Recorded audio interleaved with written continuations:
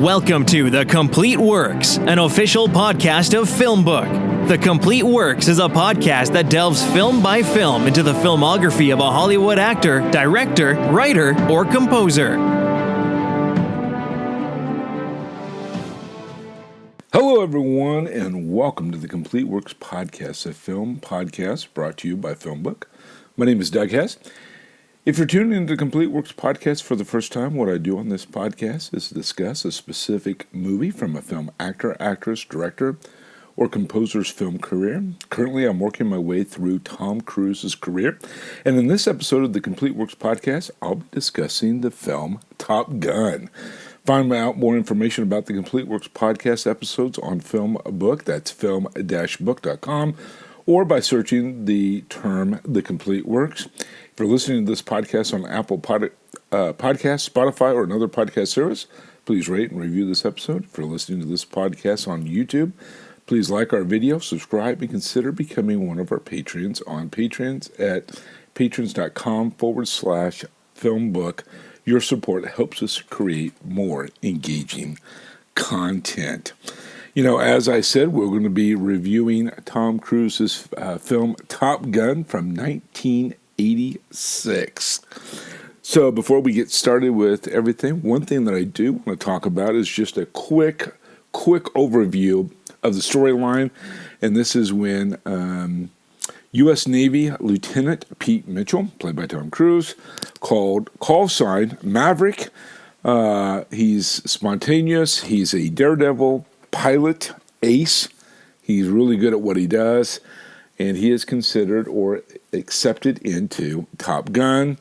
This is an elite flight school, but the impulsive young pilot will have to compete with some of the best, including Iceman, played by Val Kilmer, who is a brilliant and highly competitive fellow student himself.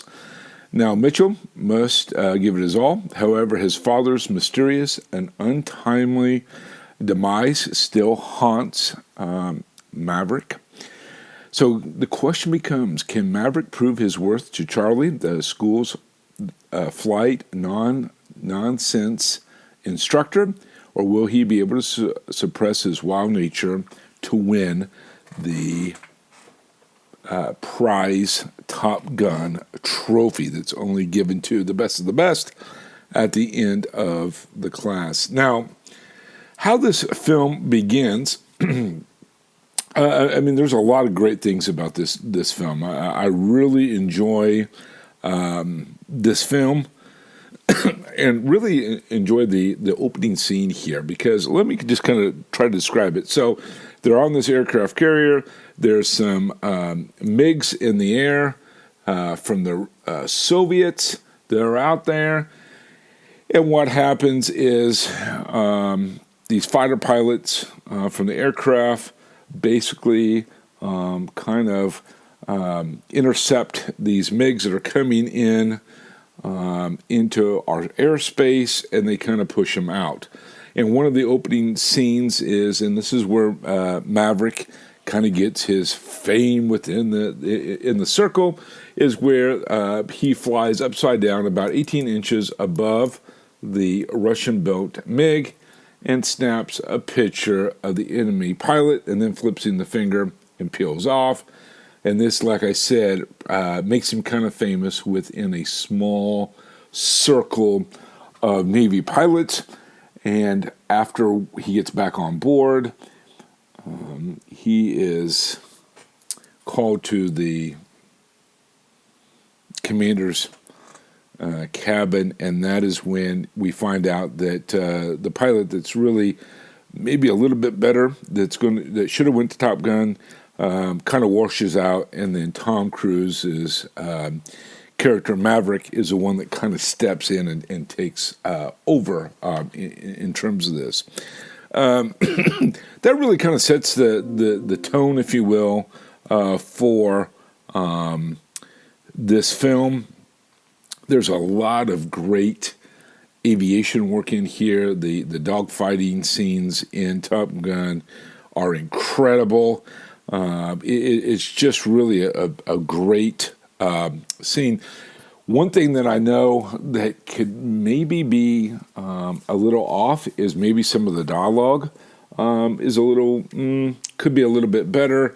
But when it comes to the soundtrack, we'll get to that in just a few minutes, but the soundtrack and the special effects with the dogfighting and the way that the pilots are flying their aircraft are just incredible in terms of that.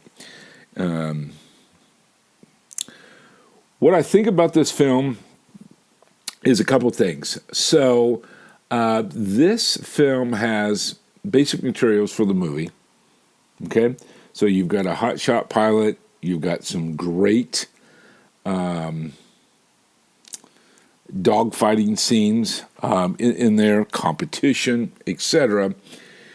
One thing, a couple other things that it has a girl, so it has a love affair.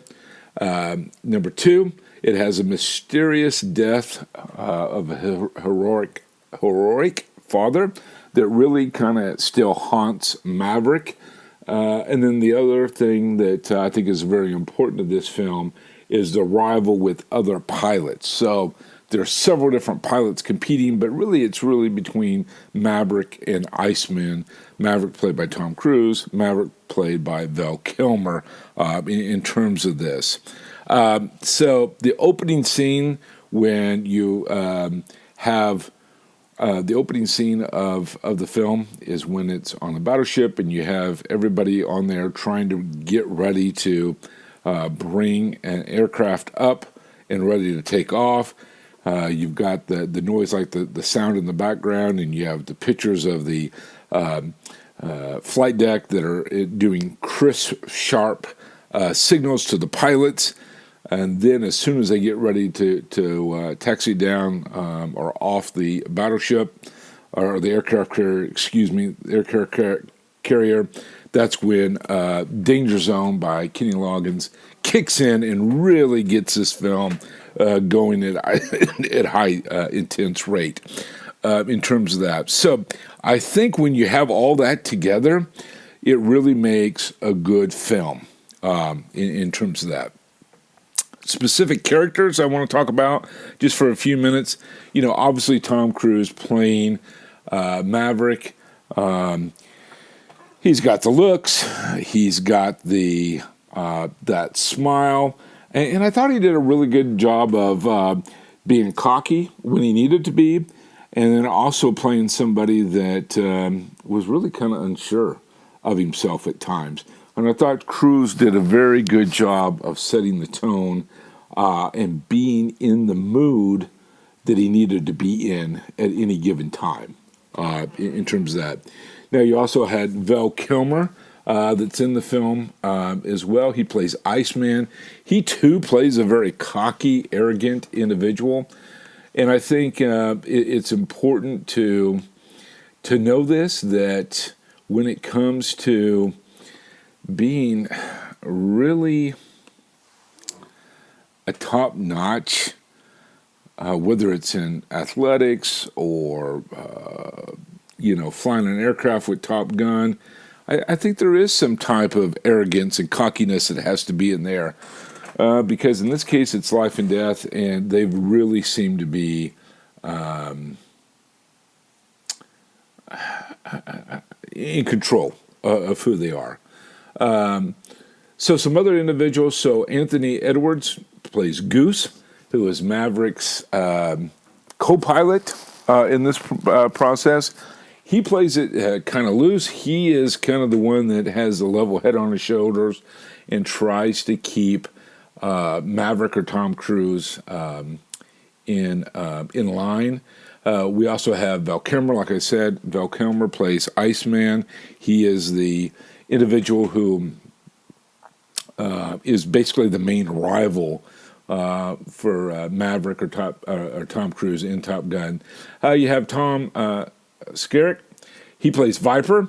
He is really the one that is the head of Top Gun, and he knows Tom Cruise or Maverick's father. He understands what happens to him, and he is trying to bring out the best within him in the process. You also have Tim Robbins that's in the film. He's only in the back half of the film, the later half. He basically replaces Goose, or Anthony Edwards, when his character dies. Anthony Edwards, or Goose's character, perishes within the film during a training exercise, and that really sets Tom Cruise up to be haunted because he really questions himself, really has a lot of respect for Goose in the process, but really blames himself of thinking maybe did he just go a little bit too far? Was he the one that was really making, excuse me, really causing Goose to lose his life in the process? We'll see there. Meg Ryan, she plays Carol. She plays Goose's wife in the process. Has just a very small part in there, but important. And then one that we haven't been kind of saving here until last is Kelly McGillis. She plays Charlie. So she is the civilian instructor that comes in and is really teaching the Top Gun pilots more about the aircraft from a mechanical side and giving some strategies. And then that's where the love affair between her and Tom Cruise develops in the film. And sometimes some people didn't think that it worked.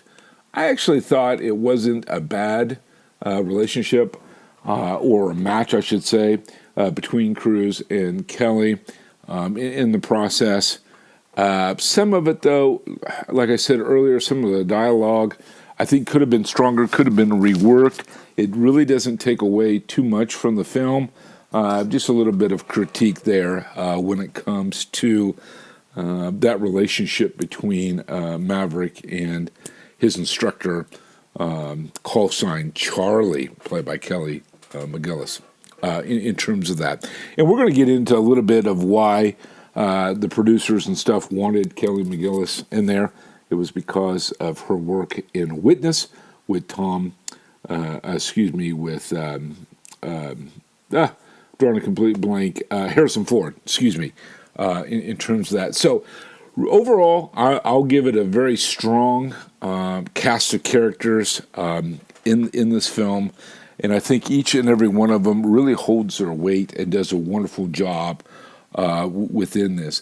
Obviously, besides Tom Cruise, I think Goose really stands out to me as somebody that is obviously, between him and Val Kilmer, those are two very critical characters besides Tom Cruise playing Maverick. In this film, Val Kilmer, because that's the competition, and Goose, or Anthony Edwards, and that is basically bringing some basic humility to the character in terms of that. Analyzing some of the this film against some of the others, a couple that come to mind. One is Iron Eagle, with that was in there as well. In that time frame, I think there's a couple other war movies that come out, but really Top Gun, the best I could probably is Iron Eagle because of some of the, it's just a fighter pilot type of film. Do I think Iron Eagle, even though I liked Iron Eagle, and Louis Gossett Jr. is in that. It was a little bit unrealistic in a lot of ways. Not that Top Gun's overly realistic, but I think it kind of fits the mold a little bit, and it was a little bit better fit in that process when it comes to being a little bit more believable. Obviously, when you look at Iron Eagle, you have basically four or five brats, if you will, whose parents or fathers are in the military, and then one of them, all of them together, try to help one of them steal the plane, so they can go. Oh, excuse me. So they can go and rescue his father. Not really the same. There are a little bit of parallels within the two movies, but I really think Top Gun is a much more solid, better film. But nothing to be taken away from Iron Eagle. It was a good, entertaining film as well.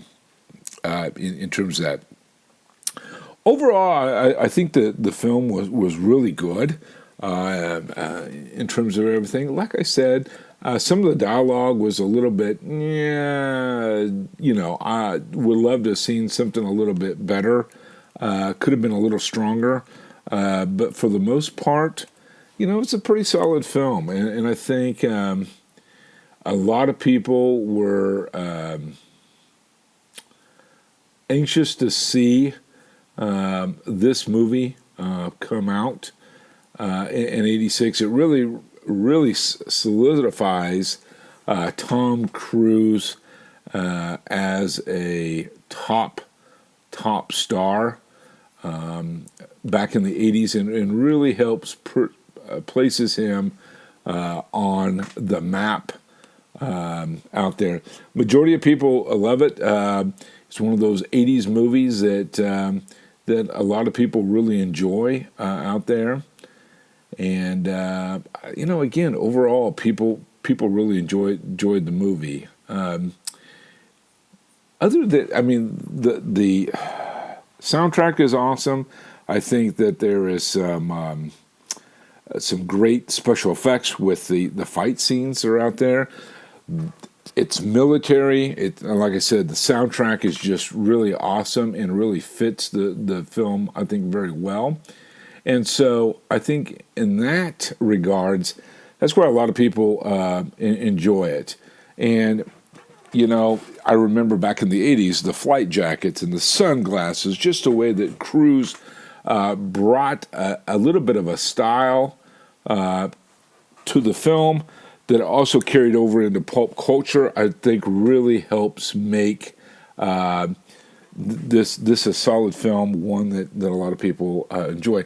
I have a buddy that said that this was one of his favorite movies, and that he remembers wearing out the VHS tape because he had watched this film so many times. And so I really just think it really resonated with a lot of people. And then when I ask people today, here we are in 2024, I know that there's another Top Gun Maverick that came out a couple years ago. And it did very well at the box office because I think a lot of people wanted to go and kind of relive the 80s and what they felt in '86 when this movie came out of there. So, like I said, memorable soundtrack. I think it reminds people when they watch it now of the '80s. It's just came out at the right time, and I think for the most part, people just really thought it was a very well done, brilliant film that a lot of people really enjoyed. The question is, was there chemistry between the stars? I actually thought there was. I thought Maverick and Goose has a good relationship. I thought the way Viper, Bruckheimer versus Tom Cruise playing Maverick, that chemistry, it was real. I just think there was a lot of great aspects of this film that made it pretty much a really solid film. I talked a little bit about the soundtrack when it was coming to the soundtrack. I'm just going to pick out 3 songs from the soundtrack that really kind of not only spoke to me, but I think a lot of people. And this is in no particular order. You had Danger Zone that was performed by Kenny Loggins.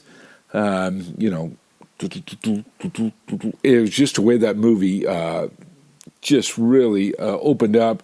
It kind of got people in the mood and really does a wonderful job. Highway to the Danger Zone. Then you had the Top Gun anthem. No words, just music out there. And then the other one that was performed by Berlin was Take My Breath Away. It was kind of more of a romantic, slow song from the 80s. Yeah, I mean, it's just one of those things that as soon as you hear Danger Zone or Berlin or the anthem, the Top Gun anthem that's introduced in the film, all of those you automatically think and you can picture yourself watching Top Gun. And I don't think a lot of music really talks to people in that way. I'll tell you the other one from the 80s that comes to mind when I hear, you don't hear it a lot, but it's Chariots of Fire. Dun, dun, dun, dun, dun, dun, dun, dun, dun, dun. Yeah, I know, I'm not a musician. But when you hear that, you can kind of see the opening scene in your mind from Chariots of Fire. Not every song does that. Not every song can capture you and take you right into a movie in terms of that. But that is one that I think very much does in terms of that. As I do with each episode, I'm going to wait till the very end to give you my overall review.